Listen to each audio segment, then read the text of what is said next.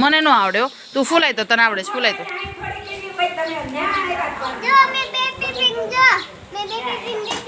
હા baby pink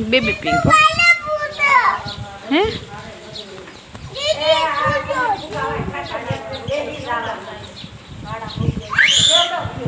દૂરો માથું દૂરો એમ ન કરી દી બી જાય માથું છું જો ગાડી લઈ છો દુરુ અને કિસુ બે છે ને આખો દિવસ સાયકલ હાંકવાનું જ કામ કરે. આમ જો બે ફુગા લઈને રમે છે, ફુગા કરે અને ભેગી સાયકલ હાંકે. હમણાં પાછી ચક્કર મારી ત્યાંથી પાછા વળી જાવ મારે કાકી. દૂર બહુ નહીં હાંકવાનું આમ જો દૂર એ જો બેલેન્સ શું કાઈ ગયો.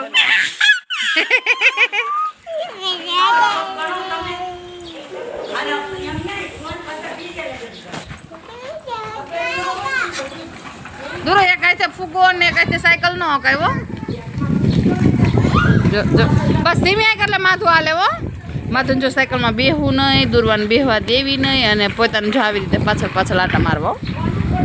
દૂરો હાવ ધીમે આગજે હો, માથું છે પાછળ. તો આ પ્લોટની સાફ સફાઈ હાલે છે.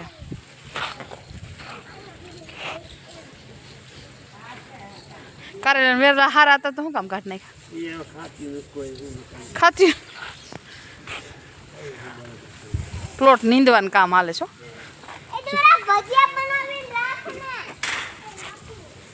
આમાં છે ને 2-3 જણા નીંદે છે ને ભેગા 3 બીજા આવ્યા છે. સમજ્યા કઈક પેડા વાળે છે એ આલે માથું આવેલો છે ને ગોથા ખાતો જાય. કાલે એમ જ કરતો તમે જો જો અહીંયા ધૂળ સારી છે, બજારમાં છે ને ખોદવી પડે છે.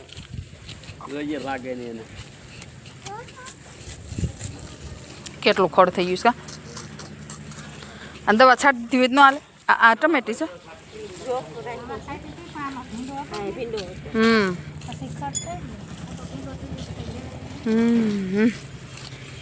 લીંબુડી આ લીંબુડી બહુ પથરાઈ ગઈ. કાં એમાં ઊંચી નથી થાય જાય એવી આડી પડી ગઈ. અને માધવ શું કરો છો માધવ? હે આ જો આ બે બાવા હિન્દી બોલ્યા રાખે અને એ બે છે ને ખોદવાનું કામ કરે છે. આખો પ્લોટ ખોદવાનો જ જો માથું ભેગો જાય છે.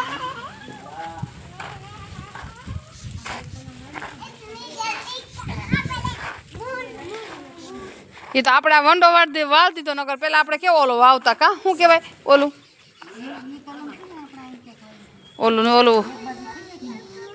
ગાયને ખવડાવવાનું હોય, ઓલો ભેંસને ખવડાવવાનું હોય શું કહેવાય? ઓલો આતાને આપણે વાઢવા આવતા શું કહેવાય? ઓલું આપણે વાવતા. હા જો રસકો ખુલ્લું જ હતું કા કેવા એટલામાં બધે રસકો જ વાવેલો હોય. હા રસકો જ વાવેલો હોય. જ્યાં તને રમે છે ને માધવ જોઈજો. ઓલી છોકરીઓ આખી થાય ને થોડીક આખી પાછી જાય ને જઈને વચ્ચે બે એની પાસેથી બધી વસ્તુ લઈ લેવાના. આને જોઈને એ જ બધું. બસ નહીં હો બસ. અરે દૂરવા એ ન હોય દીકુ આ બાજુથી લે હાલે ભજીયા બનાવવાનો એવો લોટ હોય એટલે આ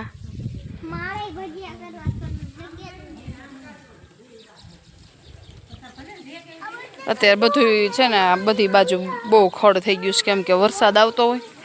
એમ તો અહીંયા બધું દવાને એવું છાંટતા હોય પણ એટલું બધું વાવેલું હોય એટલે એટલું ખડ થાય. આમે આ ખેતર જ હતું એટલે એટલું થોડુંક ખડ થાય.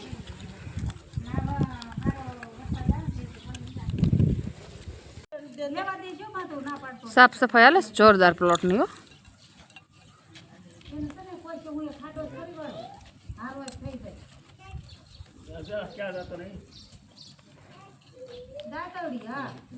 કાકી એમ કે છે હું કાકી કહું ને એટલે હા એમ કે છે.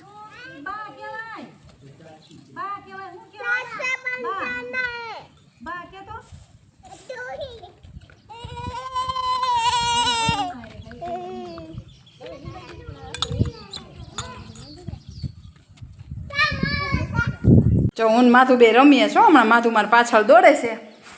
માથું દોડે તમારી પાછળ. એ આવ્યો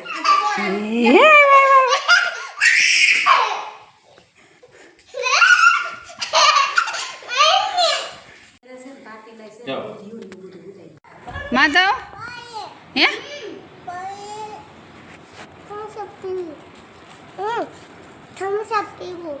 થમ્સઅપ થમ્સઅપ ન પીવાય નાના છોકરાને. માધવ જો જાય. માધવ જો જો જો જો જો જો જો બુલેટ આવ્યું. ભાગ ભાગ જલ્દી ભાગ ભાગ. માધવ આવો મત દીકો અહીંયા આવો. હું તું મને કે છો માધુ? જોજો એની ભાષા આપણને સમજાય ને હોય. બોલે કેવું આપણે 5 વાર કહે પણ આપણે કંઈ સમજે નહીં. ગટો સમજાય ને કંઈ કપડાક નીચે પાથરેલા હોય ને તો એને બહુ મજા આવે ઉપર હાલવાની. ગટો એ ગટો આ બાજુ આ બાજુ. માધવ મારો એ જ કામ કરે. કાંઈ પણ ક્યાંય ખોલવાનું કામ, પાણી જાતું હોય ન્યાય નળિયું કાઢવાનું કામ, એ બધું માધવનું. આમ જો જો જો જો છે જો. માધવ કોને ચોકલેટ ખાવી છે? એ જો આમ જો એ કેવો ટીંગાઈશ જો. આ તો કદાચ આપણે ધ્યાન ન હોય ને તો આ ટાંકા ઊંચા કરીને એમાંય ડોકા કાઢે એવો માણસ છે. આ દુરુના છે ને જો આવ્યો. જો હાથ ભીના કરી દીધા ને. જો ના પાડે છે. જો હું બનાવું છું અહીંયા વઘારેલી ખીચડી. એમાં 5 દાળ ભેગી કરી છે. આમાં છે ડુંગળી, બટેટું, લીલી ડુંગળી ને સૂકી બેય છે, ટમેટું અને બધો સૂકો મસાલો. આને મેં ધોઈને 5 મિનિટ પહેલાં રાખી છે કોરી કરીને. તેલ મૂક્યું છે. દૂર આગી વેચ માધું. હા તેલ ગરમ થઈ ગયું છે. આમાં તમારે 1 ચમચી ઘી નાખવું હોય ને તો નાખવાનું, ન ભાવતું હોય તો નહીં નાખવાનું. રાઈ જીરું અને આ બધા સૂકા મસાલા.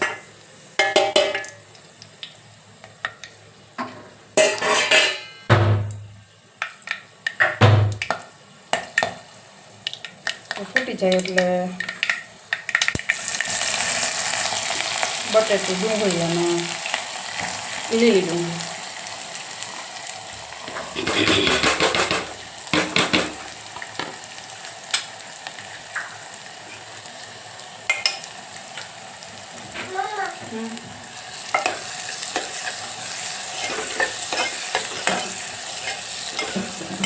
થોડીક વાર 1 મિનિટ જેવો ધીમા ગેસ ઉપર ખાવા દે. અને જો ભેગો ભેગો મારું માધું રસોઈ બનાવે છે. અને કા માધું શું બનાવડાવે તો?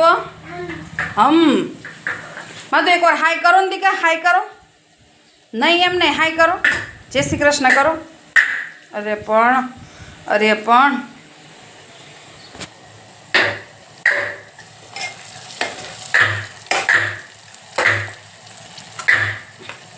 હવે નાખશો ટમેટો. પછી તમારે જેટલા તમે શાકભાજી બધા ભાવતા હોય એ તમારે નાખતા હોય તો નખાય.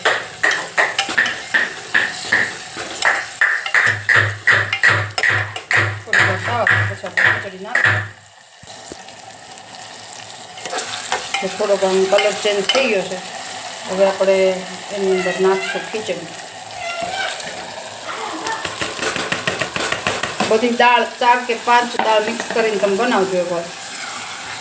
ખીચડીનો ટેસ્ટ જ બદલી જાય.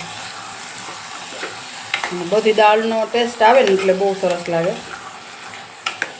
હવે આપણે આમાં પહેલાં પાણી નથી નાખવાનું. 1 મિનિટ ધીમા ગેસ ઉપર આ રીતે આપણે આને તેલની હારે થવા દેવાની છે. પછી આપણે ઉપરથી ખાંડ ને મીઠું છે બધું પછી નાખશું. થોડીક વાર થઈ ગઈ છે. નીચે ન બેસે ને એનું ધ્યાન રાખવાનું. ગેસ તમારે એકદમ ધીમો જ રાખવાનો. હવે આપણે એમાં છે ને પહેલાં તો નાખશું લીંબુ, પછી ટેસ્ટને બેલેન્સ કરવા માટે ખાંડ, સ્વાદ પ્રમાણે મીઠું, અને પછી હવે ઉપરથી તમારે જો આવી રીતે સાદી મોળી રાખવી હોય તો રાખવાની, બાકી ઉપરથી ચટણી નાખી દેવાની. તો મેં એમાં આદુ લસણ મરચાંની પેસ્ટ નથી નાખી. જો તમારે વધારે તીખું ખાવું હોય તો એ નાખવાની. મરચું એમાં ખાંડીને ભેગું નાખવાનું. ઉપરથી 2 ચમચી લાલ મરચું પાવડર.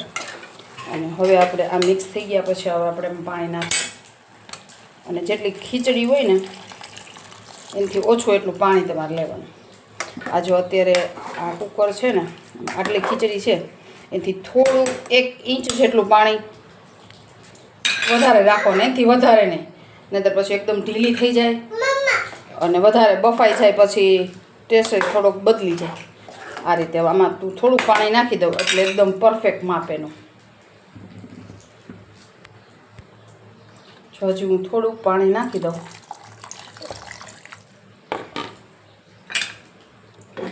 હવે આપણે થોડીક વાર આને ઉપર ઢાંકણ બંધ કરી અને 2-3 મિનિટ આપણે એને આ રીતે એનું ઉકળવા દઈશું. પછી આપણે બંધ કરશું. સીટી નથી મારવાની, એકદમ પેક નથી કરવાનું, આ રીતે તમારે રાખવાનું. ઉકળશે થોડીક વાર પછી આપણે બંધ કરવાનું છે. ત્યાં સુધીમાં જો મારા માધુભાઈ અહીંયા શું જો તોડી માધુ એમાં તૂટી ચોકલેટ. હમણાં ચોકલેટવાળી મામાને ઘરે ચોકલેટવાળી છે, કેમ કે અહીંયા તો કોઈથી કાંઈ કહેવાય નહીં. કા માધુ? જો માધુ કેવા તોફાન કરે છે. જો કરે છે ને માધુ નથી જય શ્રી કૃષ્ણ કરતો, નથી હાય કરતો. કઈ ના પાડું છું ને એટલે કરે છે જય શ્રી કૃષ્ણ કરો, જય શ્રી કૃષ્ણ કરો. અત્યારે તો છે ને તમને અમે મામાને ઘરે છીએ એટલે ત્યાં નહીં દેખાતું હોય, અમારા બધા નહીં દેખાતા હોય. જોઈ કરે જો. અને અત્યારે ગરમી હાલ બહુ જ છે. હા આ બધાને જય શ્રી કૃષ્ણ કહી દે કે માધુ કેમ જય શ્રી કૃષ્ણ નથી કરતો, એટલે હા એને અત્યારે આવી છે ઊંઘ થઈ ગયા છે બપોરના 12. હા હા હવે આપણો બપોરનો જમવાનો ટાઈમ થઈ ગયો છે અને હવે આપણે ખીચડીને ચેક કરી લઈએ. અત્યારે હું ને મમ્મી બે જ ઘરે છીએ એટલે હવે અમારે બેને જ જમવાનું છે. તમારે ગરમા ગરમ ખીચડી ખાવી હોય તો આવી જાઓ, ચેક કરીએ કેવી થઈ છે એમ. જો થઈ ગઈ ને, પાણી એકદમ પરફેક્ટ થઈ જાય અને બફાઈ એટલી સરસ છે.